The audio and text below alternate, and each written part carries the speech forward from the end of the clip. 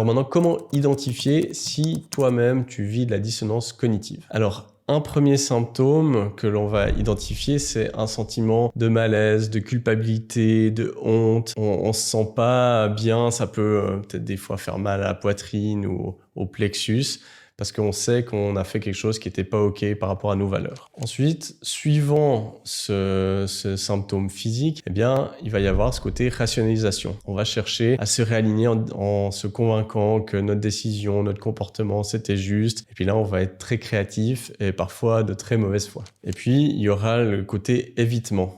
C'est-à-dire, on va éviter de se confronter à des avis qui viennent nous confronter, qui viennent nous contredire. On va lire que des articles qui vont nous dire que finalement, le problème, c'est pas le streaming. Par exemple, si je prends l'exemple que j'ai pris avant, je vais peut-être aller chercher des articles qui disent que non, le problème, c'est pas le streaming ou c'est pas l'avion, mais c'est les bateaux, c'est le commerce international ou c'est pas les actions individuelles, mais voilà, c'est les États qui doivent faire quelque chose. Et du coup, je vais justifier que voilà, c'est pas ma faute ou je vais me dire que finalement je suis le seul à faire des efforts, les autres ils s'en fichent, donc pourquoi est-ce que je devrais me priver? Toutes ces argumentations-là qu'on a tous eues, je pense, eh bien c'est des preuves de dissonance cognitive. Et du coup, le fait d'éviter des informations qui viennent nous rappeler qu'en fait on est dans cette dissonance, ça va être aussi un signe. Il y a d'autres indicateurs, c'est ce côté doute permanent. On est tout le temps en train de remettre en question un petit peu nos choix, on n'est pas à l'aise et ancré dans nos décisions. Et puis ça peut aussi se révéler quand quelqu'un du coup vient pointer du doigt nos actions, eh bien on va réagir très fort. On va vite être frustré, vite se mettre en colère, se justifier, etc. Voilà. Généralement, quand on est totalement en accord avec ce qu'on fait, on réagit pas. On est tranquille, on peut en parler calmement, on peut expliquer, on va pas surréagir. Si la personne surréagit, eh bien c'est probablement qu'elle est dans une dissonance cognitive et qu'elle n'est pas tout à fait en accord avec ce qu'elle fait. Ça peut être un exemple dans les relations, par exemple, quelqu'un qui n'est pas bien dans sa relation, qui le sait, mais qui est dans une sorte de déni et qui va justifier. Non, c'est pas le bon moment, il vient de changer de travail, donc